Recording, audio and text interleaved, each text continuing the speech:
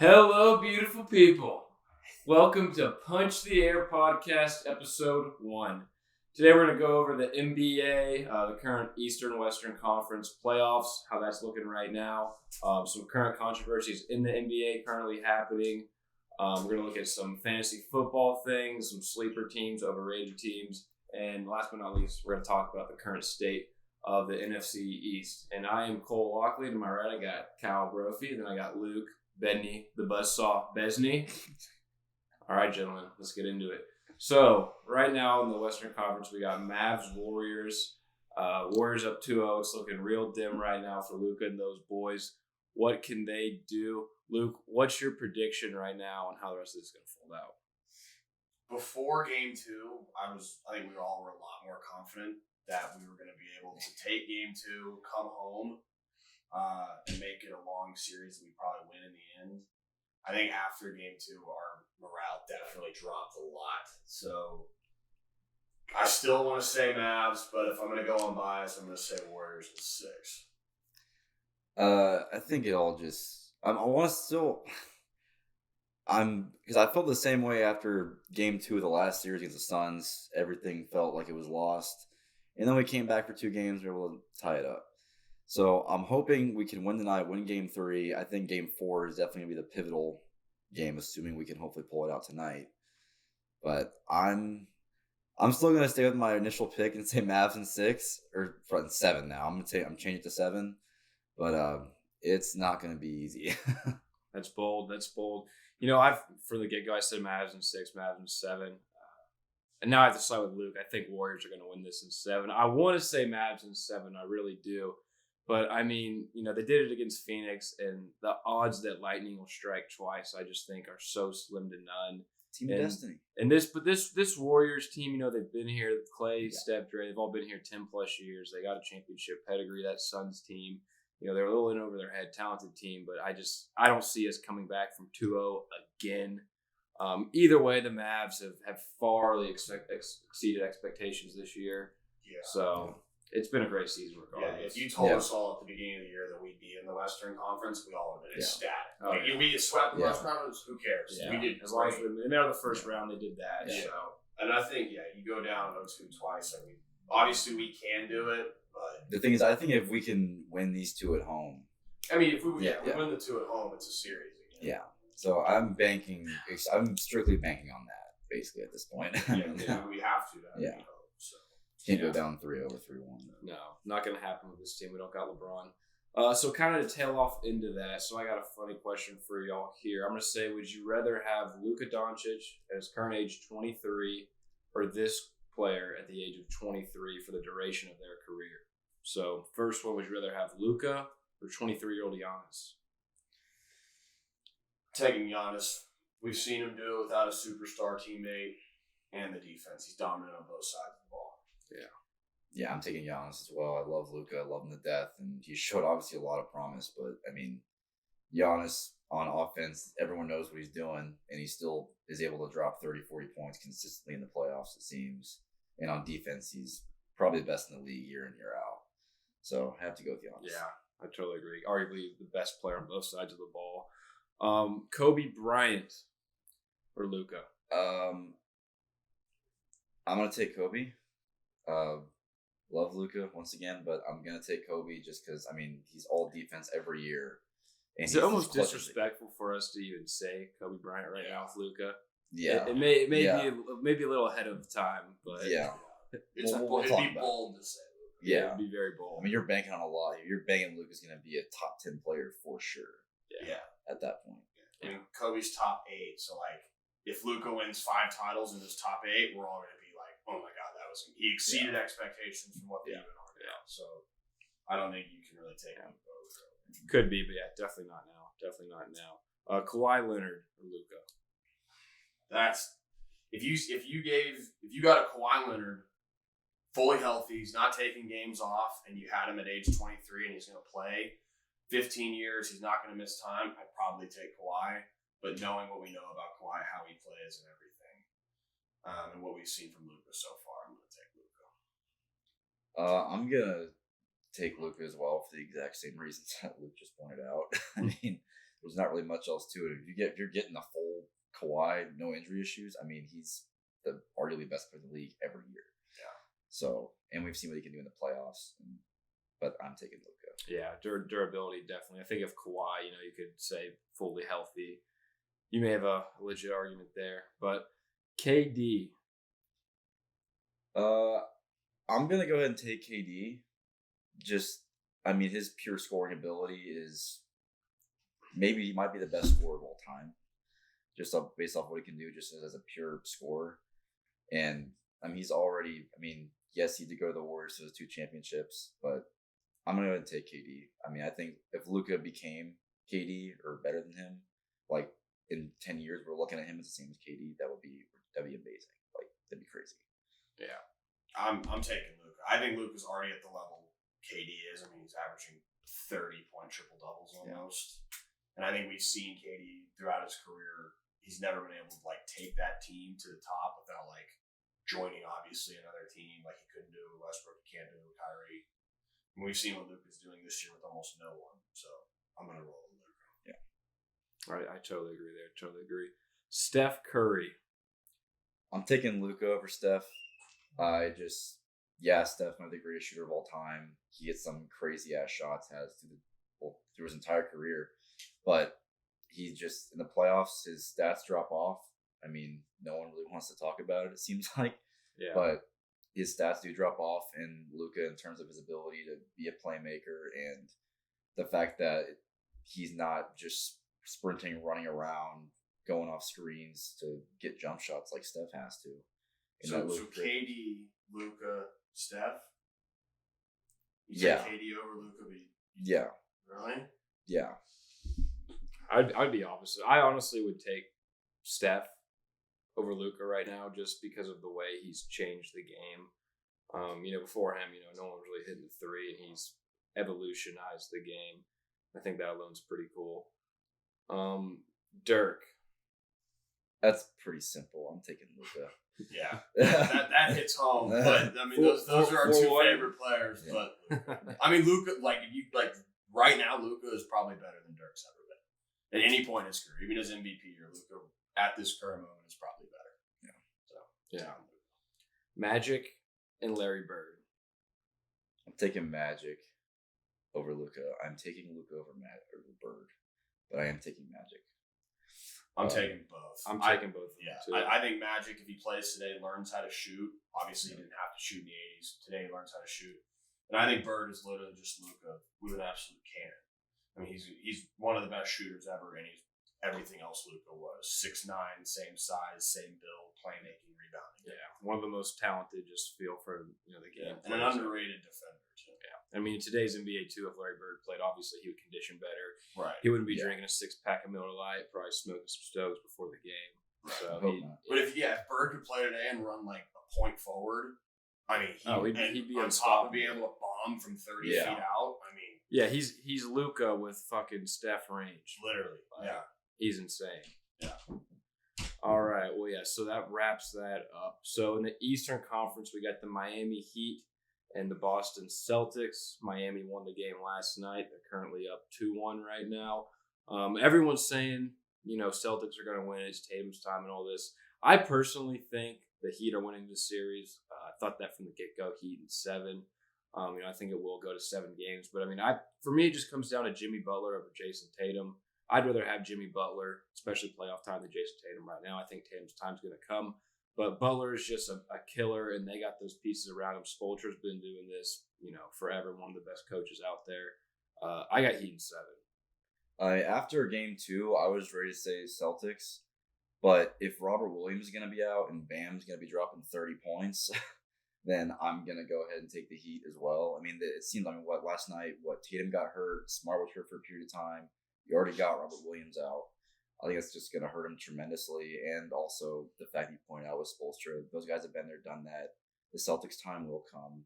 They took a massive step this year as a whole, being where they are now and knocking out the Bucks in 7. So if it wasn't for injuries, I would have taken the Celtics. But with injuries going on, I'm going to take the Heat.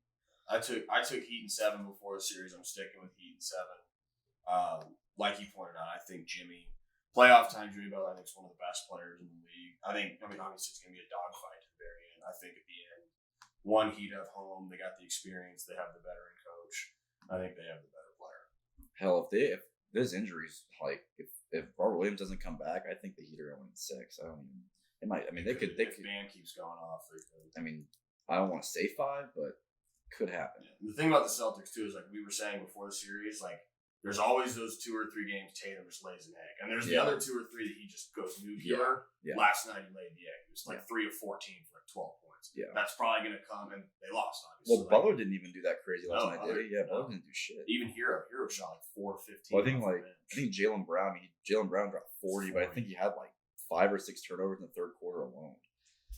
Yeah, I think so. I mean, apparently, I don't know. I wasn't able to watch the game. I just kind of saw highlights and what people were saying. Apparently, the Heat were just making it a dogfight. Yeah. Well, they got up on him early. Celtics fought back. But. Yeah. Apparently, once I saw the clip of when Marcus Smart came back in from the locker room. Apparently, that was fucking nuts. That was awesome. Yeah. And the Heat, they just won. They lost to the playoff LeBron bubble team. They've been here. It feels like it should be the Heat. Yeah. Beyond that, so, we saw the Mavs beat the Jazz. We saw them take down Phoenix. Both those teams have kind of spiraled into a lot of controversy as well, with Gobert and Donovan Mitchell having their beef, and then, Chris Paul, turning 37, the problems there. So what do y'all think the Utah Jazz should do this offseason in order to fix their team? I'm getting rid of Gobert. If you can get rid of him for something that's worth it, should I do it? But paying a center that much money is just too much, and I'd rather value Donovan Mitchell over Gobert, even though Donovan Mitchell definitely showed us his flaws in the first round against the Mavericks, especially on the defensive side of the ball. It looks like Quinn's going to be staying there.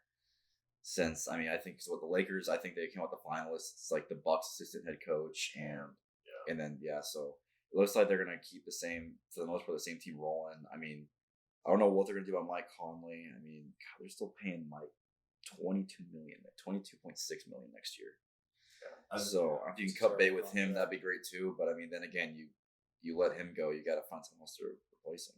Yeah, I think Jazz are in a tough spot. I think, like you said, it starts with Gobert, but even after Gobert, like even if you get something of equal value, think like maybe you can swing Jeremiah Grant or you can swing a player like that.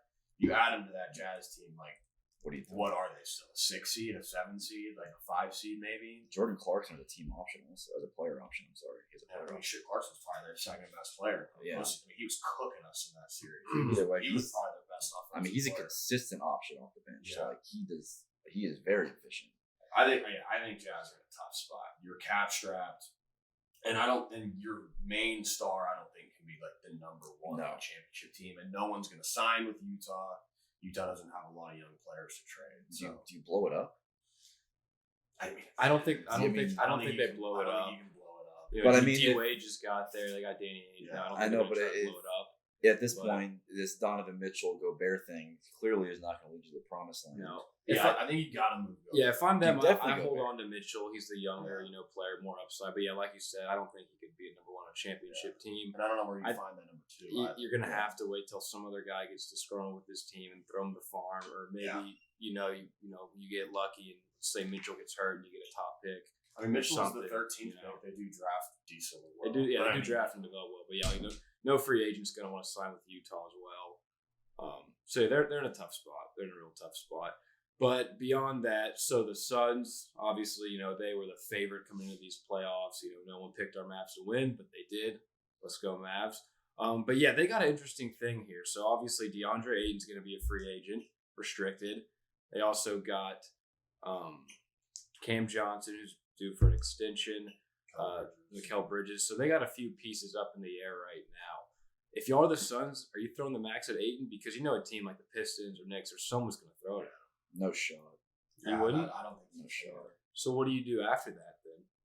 I don't know. I just don't. Paul and Booker. I think if I'm the Suns, personally, I'm thinking about if you can find someone that'll take Chris Paul in that contract at his age, I might just blow the whole thing up. Let Ayton go, let Chris Paul go, or trade Chris Paul, and then keep Booker, and then try and kind of rebuild around him.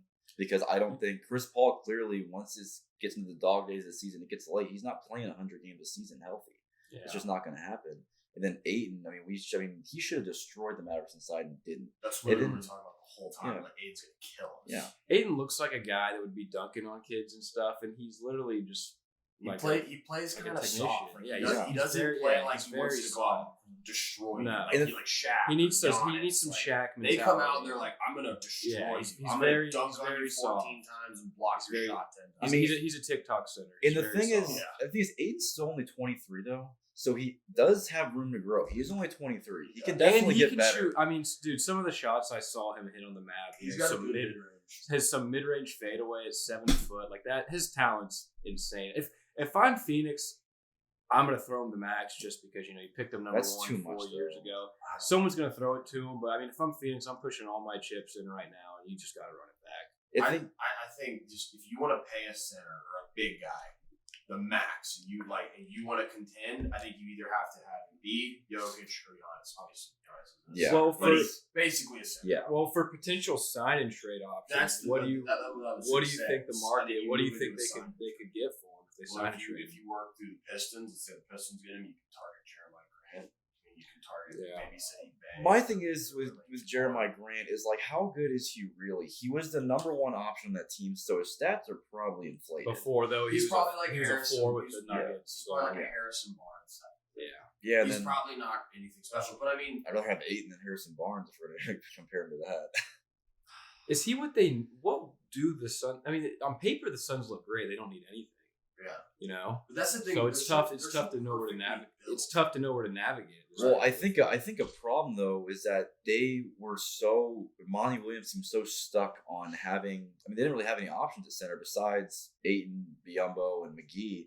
That they had to stick with that 5, but I think they haven't. Go small. Yeah, they could. They can't go small, and I think every team has to have that option. Well, look at all the centers left in the playoffs.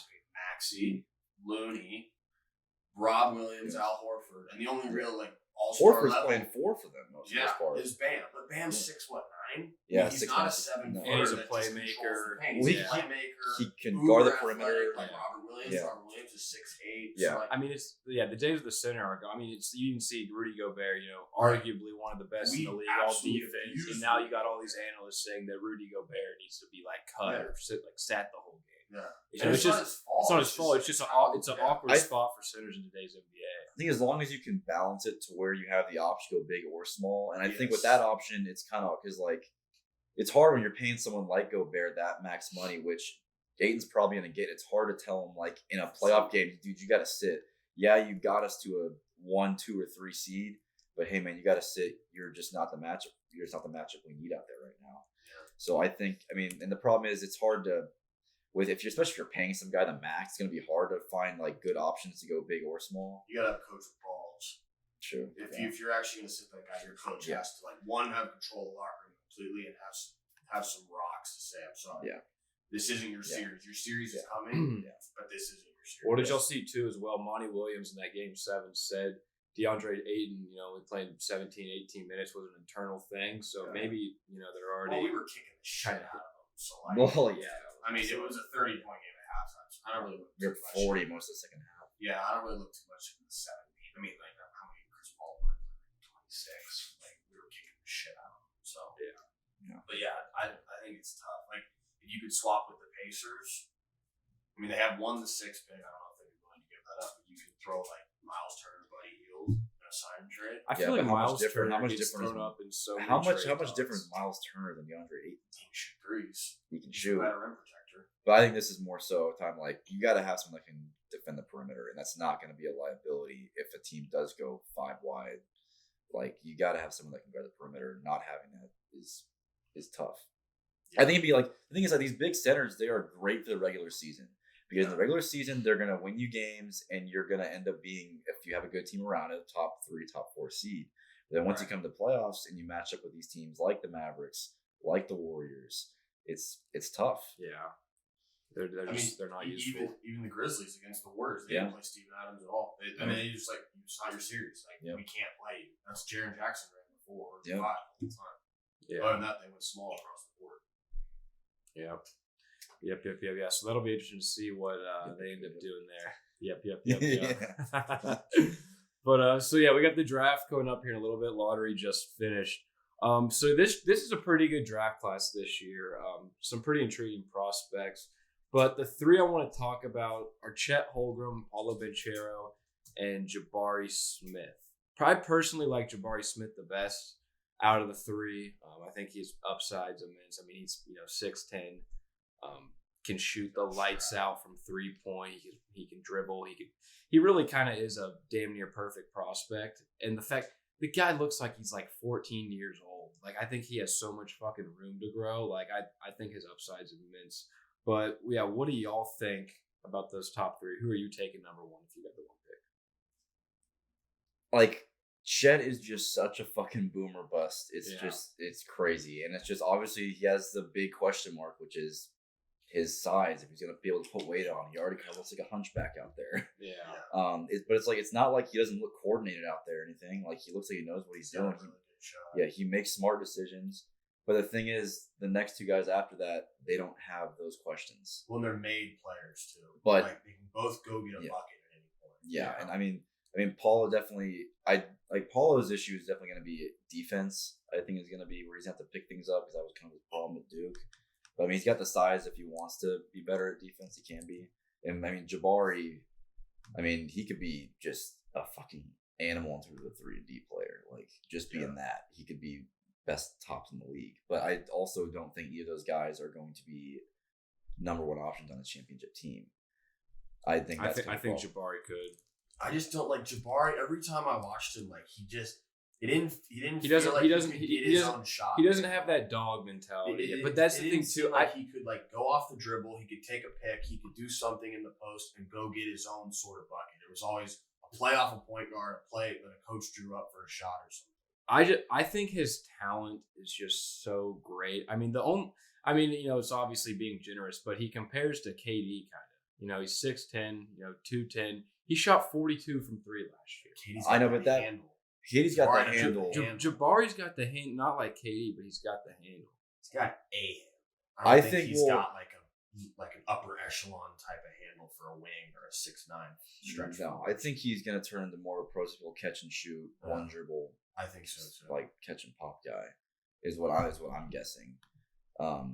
And it all, I mean, just like, yeah, I love his versatility defensively. I think that's where he's really gonna make his money there. I think he could be a badass like number 2 on a championship team. Absolutely. Like an Anthony Davis style, a little more shooting, a little less interior. Yeah. But a guy plays off the ball, can get his own shot, can hammer the glass, and play great defense. Yeah. But I don't know how he functions as like the number 1 centerpiece of an offense. Yeah, see, I don't like Paolo. Paolo's my least favorite out of the three. Just because of his shooting question marks. And we saw him hit some big shots in the tournament. But I mean, he shot 33% from 3. Great. I think he's going to be a great player, but I just don't see the number 1 on a championship team from Paolo. And then kind of like you said, like with Chet, like as we see guys like this all the time that you don't know how they're going to fit and they end up kind of changing the game. I think for a while, I thought Chet was going to be bad. I think Chet's going to be a beast though. Especially the way the NBA is going too. Like, you don't need to be some big physical center. If he can just get boards, be a body down low, and then, space it, shoot it, use his handles. Like, I think Chet's going to be great. I think just like we were talking about, like Aiden and Gobert, you get Chet in the postseason, teams go small on him. Yeah. I don't know how he defends the perimeter. Now, granted, he's quicker though. He's quick for his size. I mean, he's nimble. 7'1" though. He's nimble. He might be quick for 7'1", and so is Aiden. I think he would cover ground a lot better than Aiden. I think he would too. But I'm looking at the Magic roster right now. So if they were to go Chet, so you get Cole Anthony at the point or Markelle Fultz, who's not bad he's not that horrible when he plays. He's just been hurt a lot. Yeah, he's not horrible. So you get Cole Anthony at the 1. You just drafted Jalen Suggs. You got Wendell Carter at the 5, and then you also have fucking Franz Wagner, who was he's good. He played good last year. He's good. And then you put Chet in there. I think that's a solid starting 5 with good size. 4. I think you put Wendell at the 5, Chet at the 4. I mean, it's also it's a big ass 4. I mean, it's a big ass 4. It's positionless basketball here. It's kind of what teams are. Well, and they got Suggs. Him and Chet played together in high school and college, and so they're gonna want to. Between Wagner, Chet, and Carter, you got a lot of size. which I think will have a lot of We got versatility. playmaking too up top with Suggs. Chet's a playmaker. Yeah. So I mean, it's all just. I'm not gonna go out and say Chet's gonna be a beast right now because it all depends on how he grows into his body and how his body develops, honestly. Because that's really the only big question mark. The only reason I like Paolo, the only reason I like him is because I think he's the only one that can actually get the ball, go into a triple threat, and go get his own bucket. I mean, you saw what he did when Duke was down in the tournament. He the one he can score. Like Yes. you can give him the ball and say, "We need you to take over for 6 minutes." And Paolo- he can go do that without anyone else. Like that's why I really like Paolo. He is inefficient. The defensive struggles are known, but he's the one guy that I can say, "Here's the ball. Go get me a bucket." Yeah. Now I don't need a pass. I don't need a screen. He's 6'10", 250. He can hit you down low and he can shoot it from outside. Now it's like let's say the Magic pick Chet, because I also think that Chet would be a very Magic pick. They kind of like to pick those big lanky guys. So I could see that. So, but now, who do you think? What do you think the Rockets and Thunder do at 2 and 3? So if Chet goes 1, If Chet goes 1, I almost think if I'm the Rockets, I'm picking Smith, and if I'm the Thunder, I'm picking Paolo. I think so too. I think that's Because perfect. with Jalen Green, you have that guy who's just like gonna shoot, like volume shooter. Yeah. You can pair him with Jabari Smith. Let him space. Let him play defense at least early in his career while he grows. And that's a badass backcourt. That is. And I mean, God, they signed Schroeder. The Rockets. No, that's not. I feel like if you had Paolo and you had Jalen Green on the same team, you'd have some great plays. But between the two of them, they're going to shoot like 40%. Yeah, I mean that's just going to be a So lot. that's the only Lot of ISO basketball. Yeah, but the Thunder would be nice because you have Giddey to build around, you have Shea to build around. You insert Paolo in there as your like functional centerpiece scorer of the offense. And the thing is, I mean, they have so many damn picks. If a couple of, Exactly. I'm going to say Giddey, Shea, and Paulo turn into these fucking studs, you can trade whatever picks I you love want Giddey. to get I whatever really you want. like Giddey. He'd be the perfect player Giddey's to what play next Lonzo to. Ball was supposed to be. Yeah, I mean, that'd be the perfect pairing to pair those two up. Yeah. I mean, good God. And then I mean, Shea's a stud, but then it's like you almost wonder if this, because Giddey and Paulo could be such a good pairing that you almost wonder if Shea could be the odd man out. I think they're probably gonna have to eventually trade Shea. Yeah. Just because their timeline hasn't even really started yet. No. They still have like 17 I would picks. be so pissed if I was a Thunder fan. Why? Like they have all these picks, but I mean, what's like the long term plan with it? You don't know. All you know is hit on Because it seems like the past 5 years, they've just been accumulating picks, and I think they now haven't they're not. really done anything with them. I mean, they haven't. They've had these picks for what, a year or Yeah, two. they haven't had them that long. I mean, Since the picks Paul kind. George. The picks kind of started like this year for the 2 most years part, ago. to where they've like have an accumulation. The thing is, they have so many darts to throw that they don't need that many to hit as long as they have a couple hit. It's And not they- like they got the backcourt built. and it's not like the Thunder the Sixers when they were trusting the process and all that bullshit. That it's like they were just tanking just to get one first round pick. They have 17 first round picks for the next 5 years, something On like that. top of probably 12 more. in the Something next 5. stupid. So all I need is a couple of those picks to hit, and they don't even have to You be. start packaging. Yeah, and they don't even necessarily have to be top 5 picks. You have late first, seconds, and those hit sometimes. You can find a Maxi or something. I mean, they draft well. They got Giddey. I mean, they drafted Lou Dort. They drafted 7 foot, Polchevsky, who the 100 fuck his name pound is? small forward. That guy's not bad. But yeah, you hit on a few picks, and 2 years, 3 years down the line, you still have 14 other first round picks. You package 6 of them, and you go get another superstar pair. I guess the only problem is you're in Oklahoma City. Yeah, you're not signing one free agency. But luckily, you got the capital to go out and make a big trade. So. Yeah. Beyond that, they'll kind of dive into some football topics here. So we saw a lot of receivers get drafted early in this draft. Should be a really good rookie receiver class. But who do y'all think is going to step in and be the best rookie fantasy football wide receiver? I'll roll with Garrett Wilson.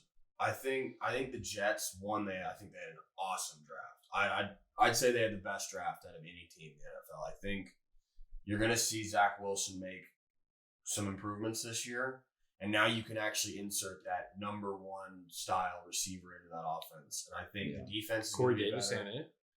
No. I don't think Corey Davis is the number 1. No. No, but I think the defense is going to be better. I think they have a great general manager. Breece Hall, that running back, is a badass. Yeah. That guy's going to be a stud. So you're going to have a running game. You can have play action. And Zach Wilson can move. And he can launch that ball. I still have Michael Carter, too. The O-line's been getting a lot better, too, over the past few years. I mean, we'll see if Mekhi Becton comes in at 400 pounds for camp. Well, mostly if he can stay healthy.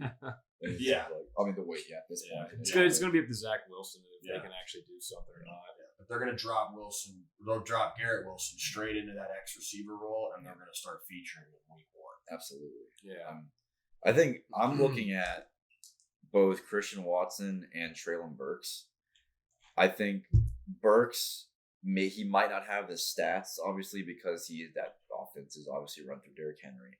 But he is going to be jumping right into that A.J. Brown role.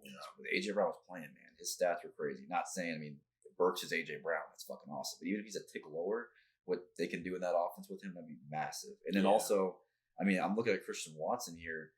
I mean, you're taking Devontae off that team. Watson's going to be the X, if I had to guess, right out the gates. I mean, who else are you putting there? Sammy Watkins? Lazard? And I mean, you look at they could sign Julio or Will Fuller. They're still out. I feel like they would have done that already. Yeah. I mean, and you look at the Packers' last receivers they've taken in the second round: Devontae, Randall Cobb, Jordy Nelson, Greg Jennings, like all second round picks, all home runs. So I mean, they don't pick skill positions very high often. I mean, we saw fucking Jordan Love go. So I mean, hopefully this guy's a beast. I think he should be. Well, the thing is, like, I mean, who else is going to be the number one receiver in that offense? You can't tell me a guy in that offense who could be the number one receiver. No. This guy has a shot. And I mean, we see it last year too. Aaron loves to feed one player. Last year it's Devontae. So if this guy can even step into 60 to 70% of that role, he'd be a monster rookie receiver. I'll tell you what. One guy I'm looking at fantasy. I know you left last year, but Aaron Jones again. I mean, really? all the balls he's gonna catch though. Oh, AJ Dillon. I think AJ Dillon started to emerge in the second half of last year. But I think I'm thinking PPR wise. I'm looking at Aaron Jones. Maybe not like I'm not picking him in the first round. They actually started feeding AJ Dillon some passes last year too. They did a little bit. I was infuriated every week with Aaron Jones. I'm not a fan of Aaron Jones. I think once it gets cold up there in Lambeau too, they want to give it to some guy who's fucking 6'3", like 240, whatever. But I'm also pure runner AJ Dillon. I think he's a modern day Brandon Jacobs. But I'm also thinking, I mean, you look at the 49ers playoff game. What are more than half of Rodgers' targets to? They were to Aaron Jones as well. I think, and also you're paying Aaron Jones that money.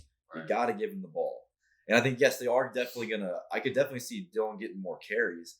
But in terms of receiving back, I think Jones is always going to be a receiving back. I think it's on the opposite kind of spectrum. Yes, I think that's very true. I think the fact that they did pay him, they're going to want to almost preserve him more, since they do have Dillon and, kind of milk him on that second round deal. Yeah, but that's not going to hurt his value passing or catching the ball. I think it would more so hurt his carries.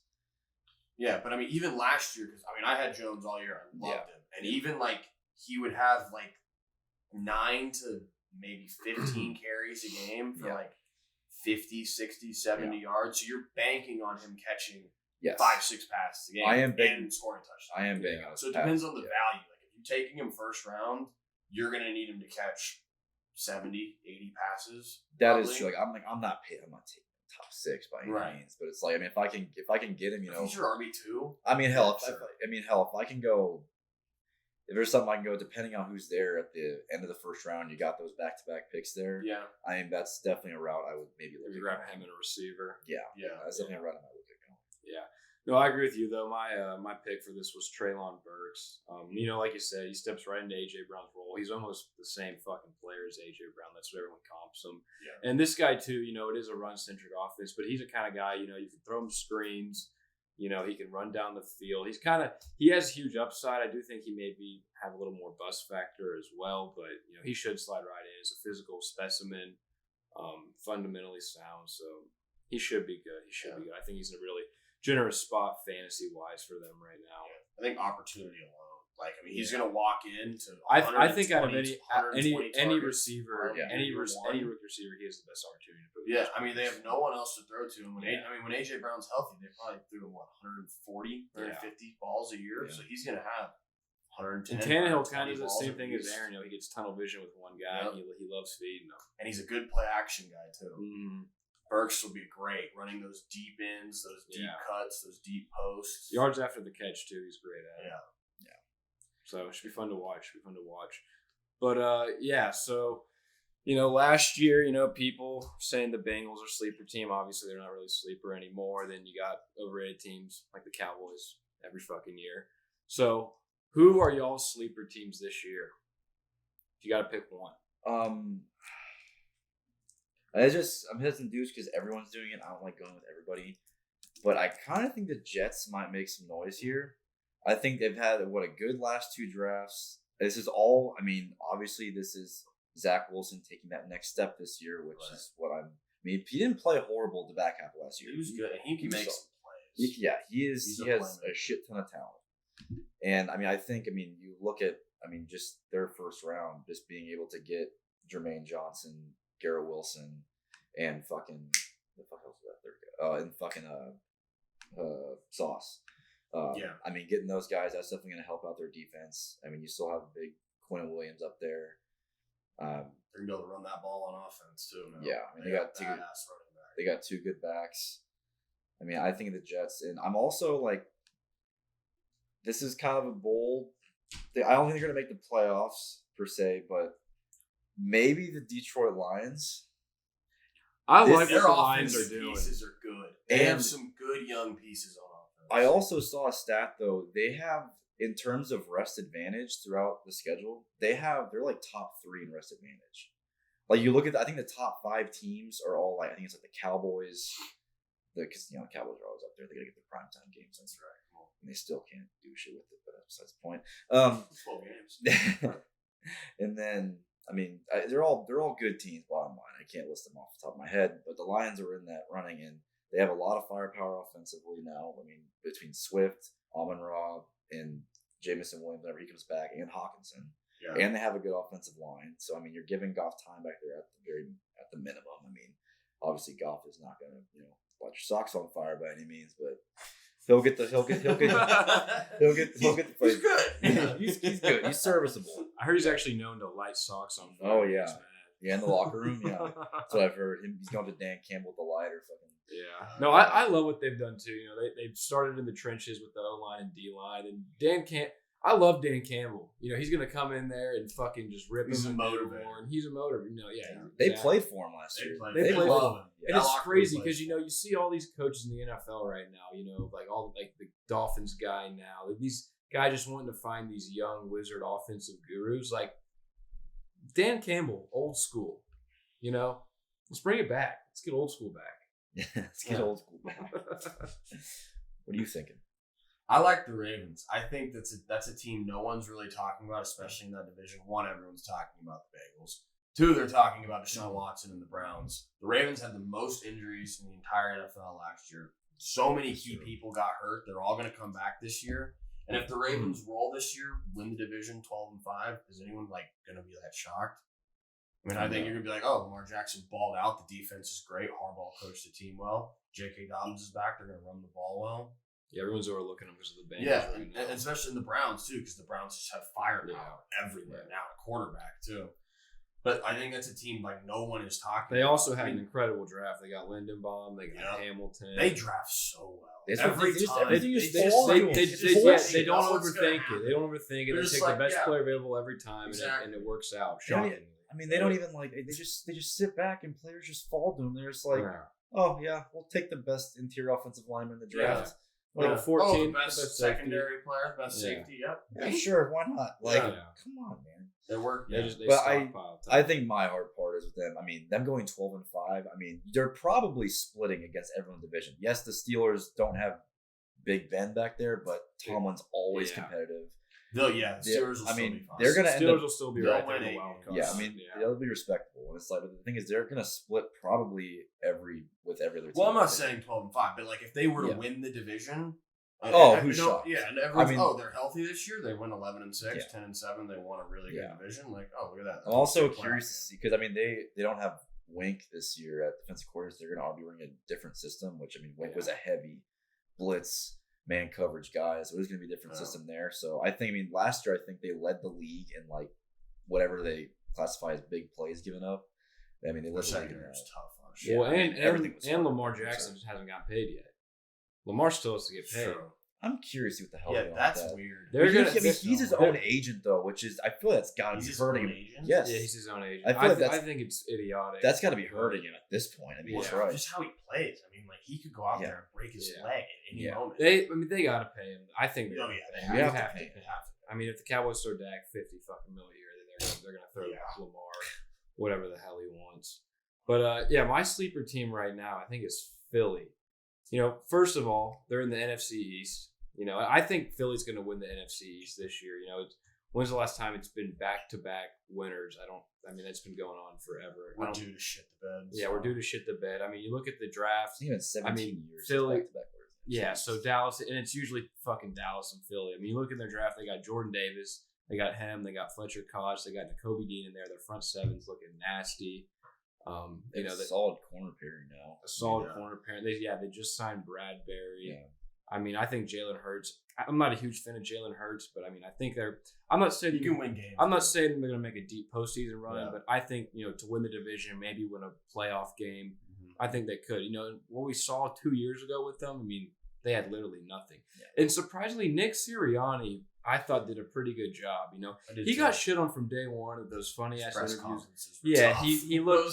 He was just saying some of the most. He seemed like a substitute teacher or something that was in there. I think the locker room really likes him. Yeah, I think he's a good guy. He's obviously an offensive creative genius. Yeah. So I like what they're doing. There's that graphic from like the Wentz trade like 2 years ago, and it's like everything that they've accumulated since the Wentz trade. They turned Wentz, and then when they traded back into like 6 different things, including like AJ Brown, Jordan Davis, their second round pick, and like another first and a second next year. Like their GM work, their front office work the last couple of years has been impeccable. They have been rolling people. I mean, they got the Saints to give up like 3 first-round picks for Olave or something. When it was all said and done. Yeah. Well, I do think the Eagles are going to be good this year. My only question is yes, they made the playoffs last year, but you look at the teams they beat to get there.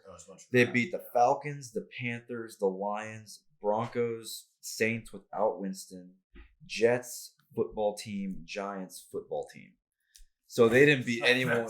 They didn't beat anyone worth a fuck last year. Yeah. So I mean, I think that's why I'm saying they're in the NFC East. And I mean, so I think they're going to win the division. I mean, their first 4 games this year. I mean, they have a great first 4. They go Lions, Vikings, Commanders, Jags. Yeah, Vikings. Yeah. But I mean, there's a decent chance. Jalen Hurts. I mean, just like any team, Jalen Hurts is going to be the key if they can actually do something special. Yes, that's what I worry. I think honestly, Hurts has been a lot better than the people have given him credit. Too. Once they committed to running the ball last year, that is when they pick things up. I'm assuming that's what they're going to do. I think it's going to be very similar. Good athlete. He's a real good athlete. I think it's going to be somewhat similar to that Titans offense, where it's going to be a lot of Miles Sanders, Boston Scott, and then you're going to have Jalen Hurts. You're probably going to be making design runs for him, and then using AJ up to play action. Yeah, and they got AJ Brown. They got AJ Brown. Miles Sanders the ball inside the 5. Probably, that for damn sure. I'm not picking him again with piece of shit. Boston Scott will have it find his way. About week 12 in fantasy football, Boston Scott will pop back up on the sleeper after a few guys get hurt.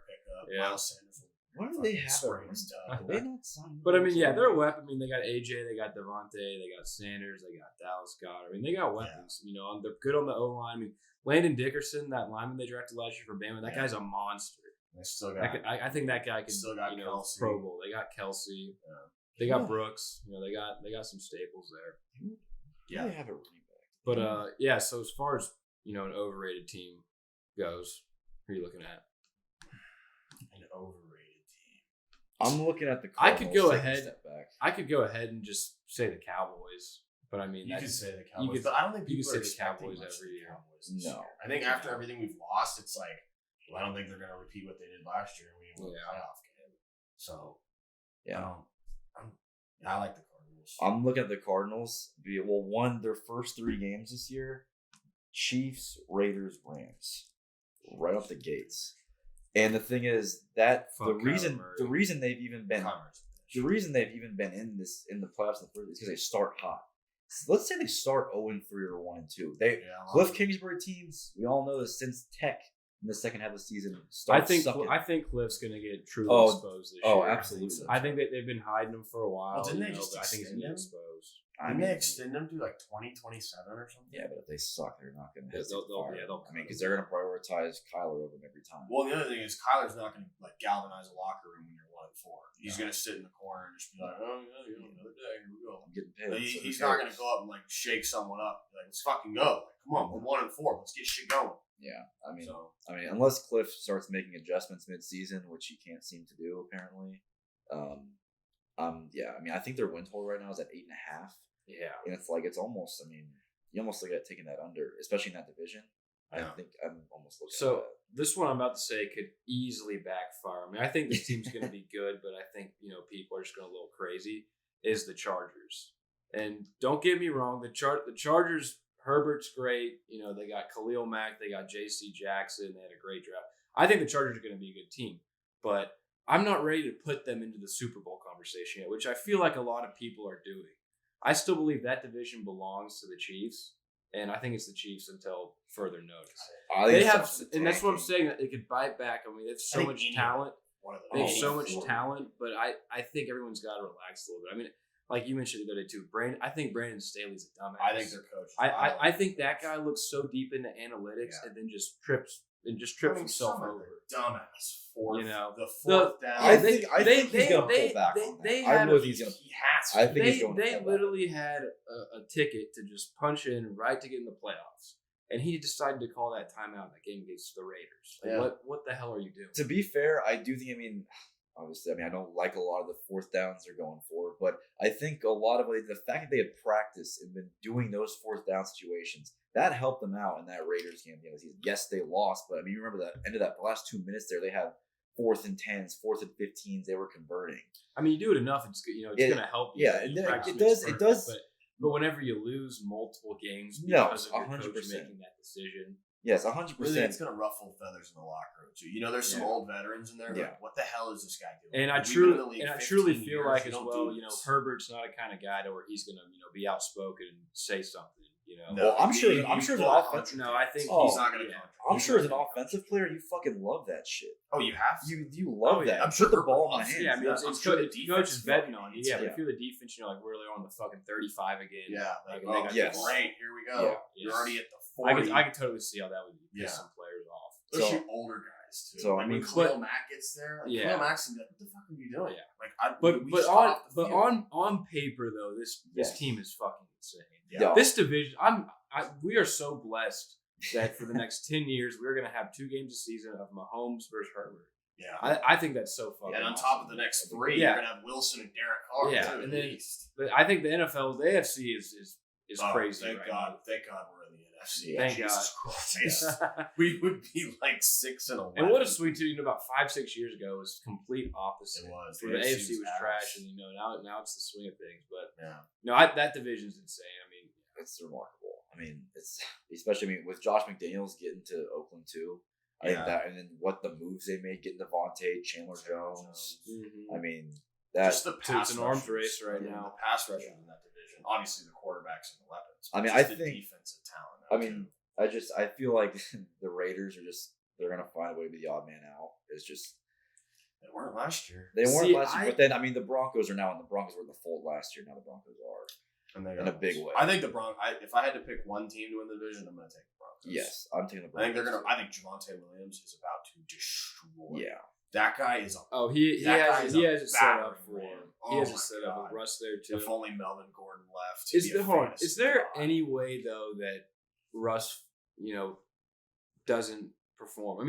I'm not saying shit, but last year he did not look good at all. No, they were 33. They were 4-2 in the 6 games he played, so it wasn't horrible. The second half he was. Well, I think he definitely came back too early from that injury. I think they were talking about that being like an 8-week thing for his finger. He's like, and because Russ is fucking Russ, he's like, I'm gonna fucking do this for the team, and he comes back like 3 or 4 weeks early. And I think those first 3-4 weeks, which should have been time that they recommended for him to be off, that's when he looked like shit. Yeah. And they started winning. He picked things up towards the end there.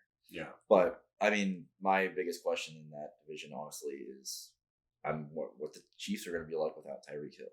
Mm-hmm. I'm very curious to see how that offense look.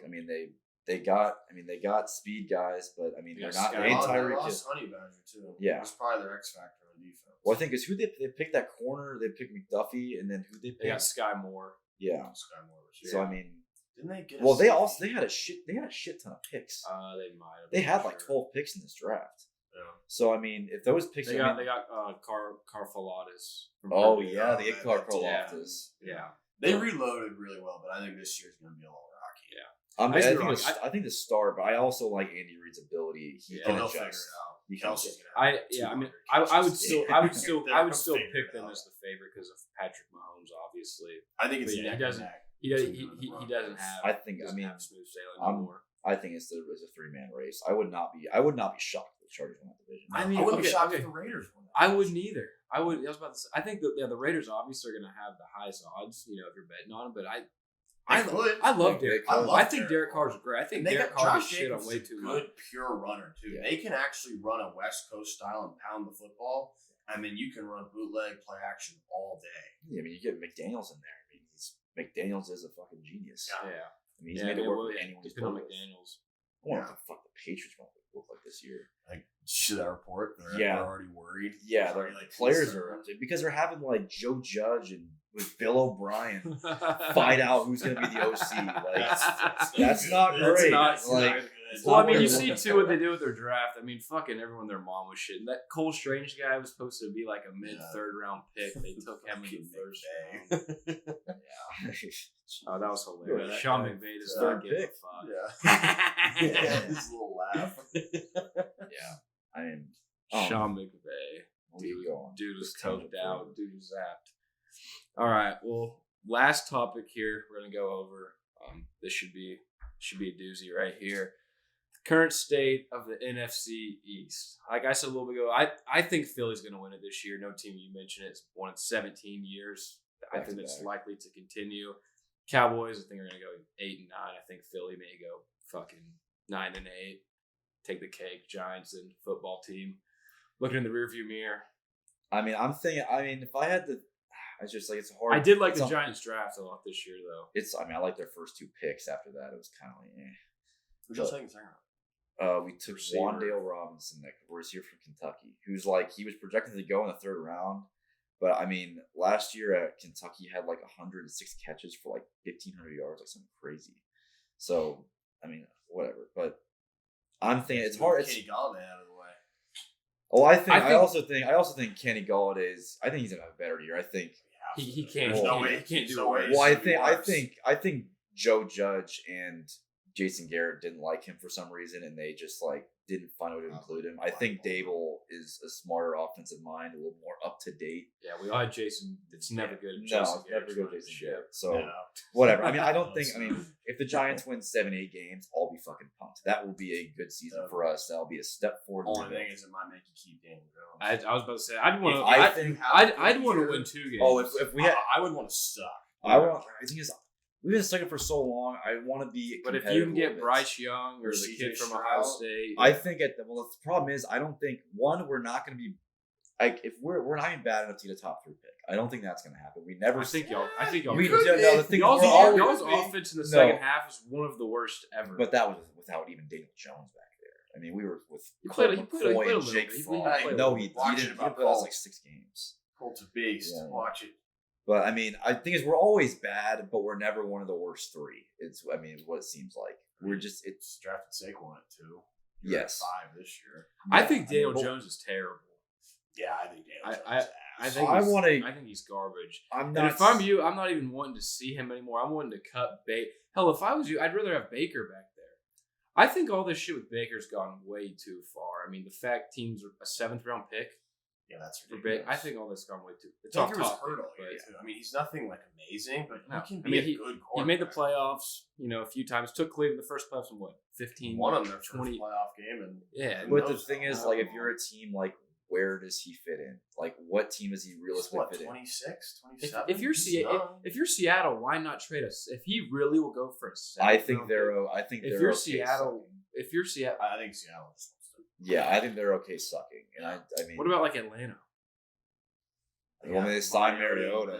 They drafted Ritter. Yeah, but it's like, I mean, how much better? Realistic. I mean, at least Mariota gives you an option running because they're. I mean, clearly they're going to be doing some I would RPOs. way rather have Baker than Mariota. Yeah, I I mean, I Baker, don't he even- went one a few. I mean, it was still a few years ago to where people were, like, is this guy's going to be, a 10-time Hall or Pro Bowler? I mean, he had that Build a one good. franchise He had the around him. one good year in the first season of a new system with Stefanski that He was people a have. beast his rookie year. He was all right. He was Rookie solid. year. He He had won like rookie of the 27 year. touchdowns. He was solid, but like, I mean, I don't But know. a 7th round pick, and also I just don't think Baker gives you that ceiling that you're looking for. That's my only thing. No, I don't think he does either. But I'm just saying for his current value, his current market value, if it's a 6th or 7th round pick, I also think it's also the. I mean, hell, if I'm the Cowboys, I'll trade a 6th round pick for Baker Mayfield. Throw him behind Dak. Dak gets hurt. as like, I Yeah, just, he's not going to start. if you want to see a backup role, sure, but like, I mean, He it's should just go to the Bucks.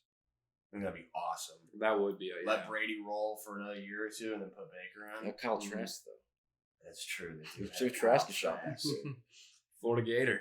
Yeah, I mean, I don't know. I mean, yes, Baker is definitely getting shown a little bit too much, and I think it was to his detriment because he played last year hurt that he just put out bad tape. I think is what a big problem is. I don't think he's truly as bad as what he was last year, but I just don't think he gives you the ceiling that you want. Like, unless you're trying to like fight to get into the playoffs and then no further than the first round, like I just don't think he really gives you that. I mean, they almost beat the Chiefs that year. 2 years ago, Yeah. they had them. I mean, it was really close. Yeah. They I almost. think, took I out think the that's more. Chiefs I think in it's more of a the shot in second the dark. Hey, you want to wrap it up? Oh, Yeah, I think that was First good. pod. Good first pod. Yeah, we covered it all. round. Yeah. All right, y'all. Well, yeah, thanks for listening to the first pod. If you want to punch the air and subscribe, we'd love that. Thanks. Go Mavs. Go Mavs. All right. I am starving.